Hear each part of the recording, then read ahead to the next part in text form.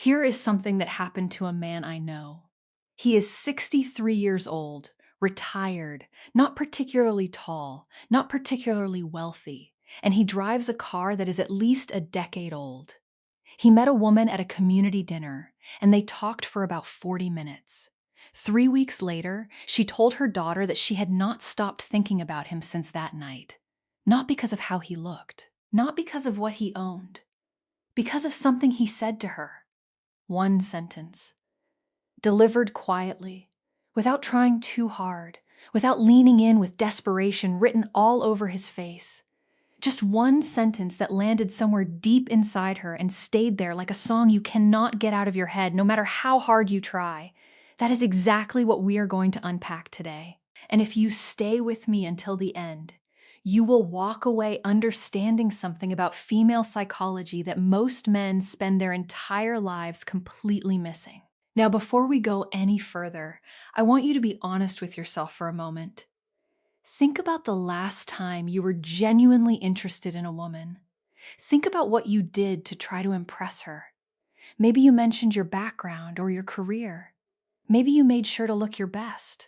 Maybe you told her she was beautiful or that she had a great smile. And maybe it went somewhere, or maybe it fizzled out and left you wondering what you did wrong. Here is what I can tell you with complete confidence. Whatever you said in those early moments, it probably did not reach her the way you hoped it would.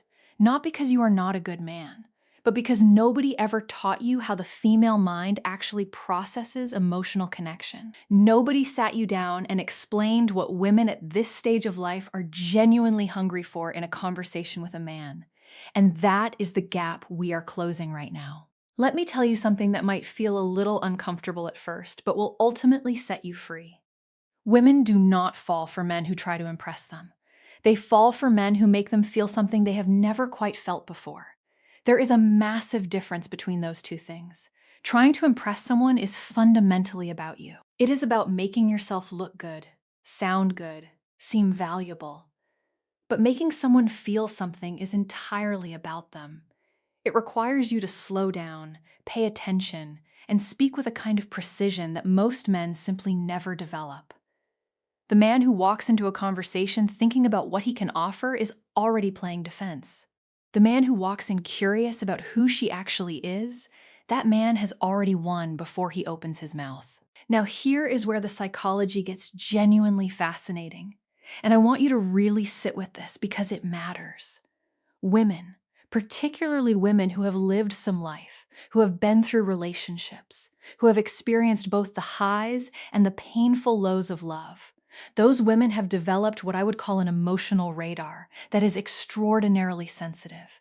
They have heard the lines. They have sat across from men who rehearse charming things to say. They can feel inauthenticity the way you can feel a cold draft coming under a door even when the room looks perfectly warm.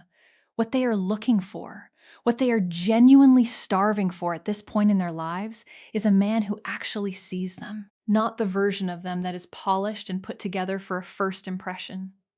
The real them, the woman behind the smile. And the moment you demonstrate that you can see that woman, something shifts inside her that she cannot quite explain and cannot quite shake. So let us talk about what actually creates that shift. Because it is not random. It is not luck. It is not some mysterious chemistry that either exists or does not. It is psychology.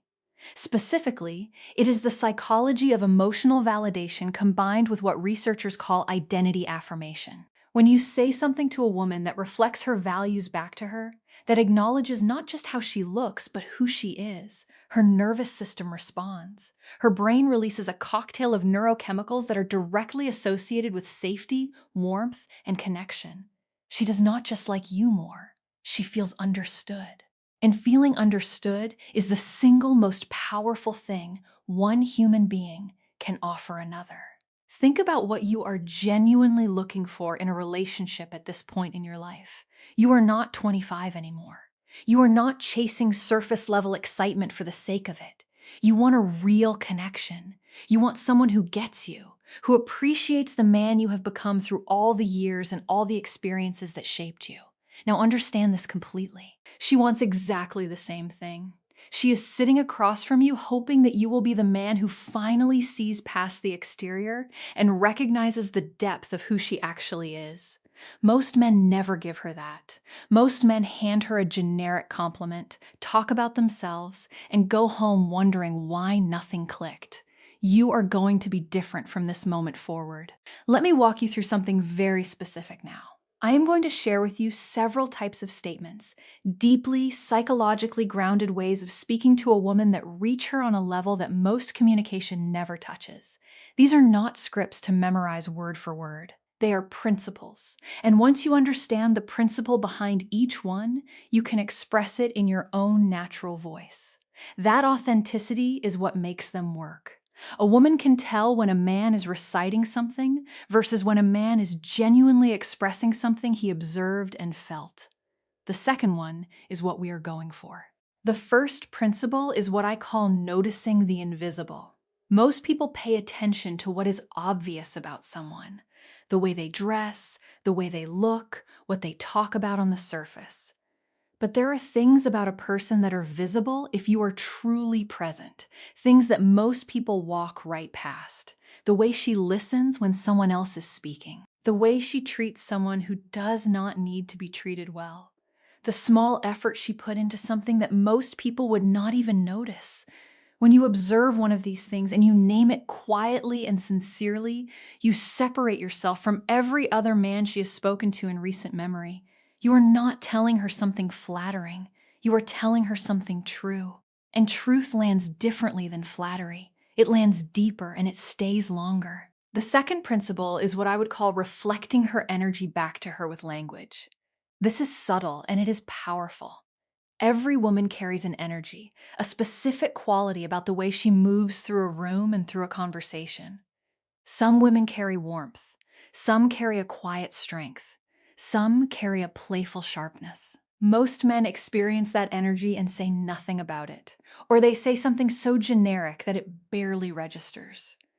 But when you look at a woman and you articulate what you feel from her energy, not just that she seems nice, but something more specific and more true, she experiences something rare.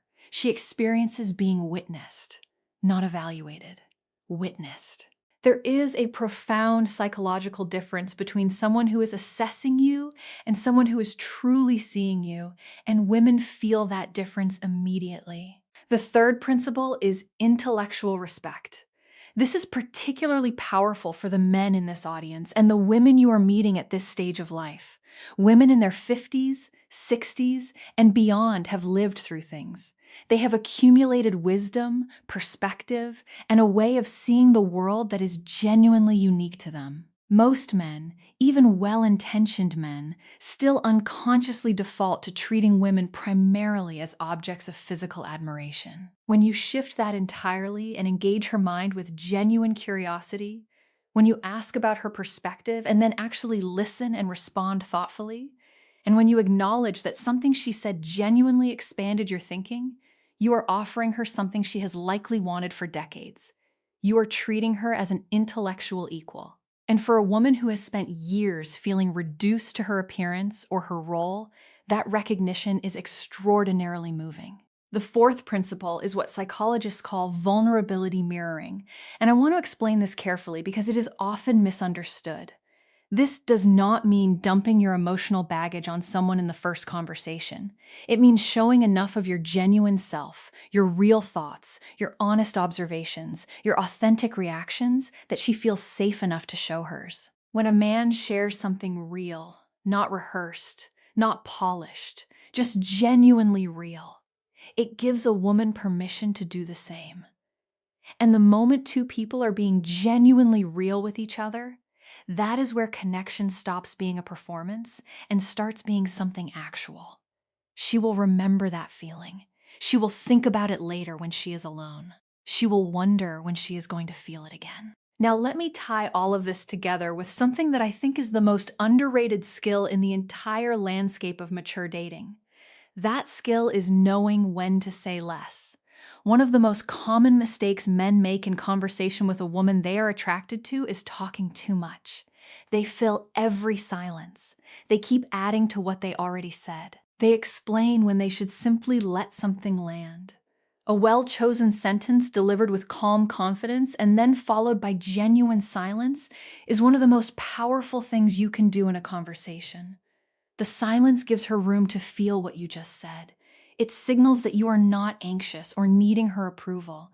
It communicates that you are comfortable in your own skin. And a man who is genuinely comfortable in his own skin is one of the most attractive things a woman of any age can encounter.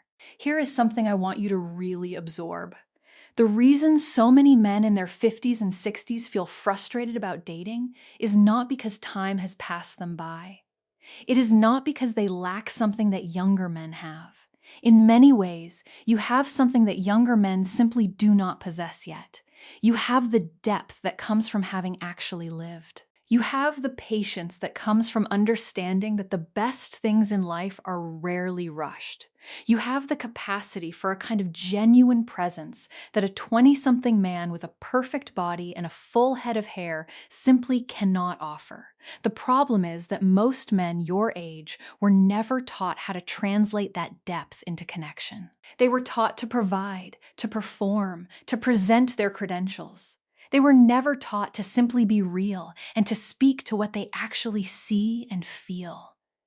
That changes today. I want to leave you with this thought because it connects everything we talked about, and I want it to stay with you. The men who are most successful with women at this stage of life are not the ones with the most impressive resumes or the most maintained physiques or the most expensive cars in the parking lot. They are the men who make women feel something that cannot be faked and cannot be bought. They are the men who slow down enough to actually see the woman in front of them, who choose their words with care instead of volume, who speak from a place of genuine observation rather than rehearsed performance. They are the men who understand that the most powerful thing you can say to a woman has nothing to do with how good she looks and everything to do with how clearly you see who she actually is. If you start bringing this level of intentionality into your conversations, something will shift. Not just in how women respond to you, but in how you feel about yourself in those moments. Because there is something genuinely dignified about choosing to engage another person at the level of their soul rather than the level of their surface. It is the kind of man you probably always wanted to be in relationships. And the remarkable thing is that it is completely available to you right now at exactly this age, with exactly the experience you have already accumulated. If this opened something up for you today, if it gave you a new way of thinking about how you connect with women, then stay close because we go deeper into this every single week. Subscribe and make sure your notifications are on so you never miss what is coming next. The best conversations and the best connections are still ahead of you.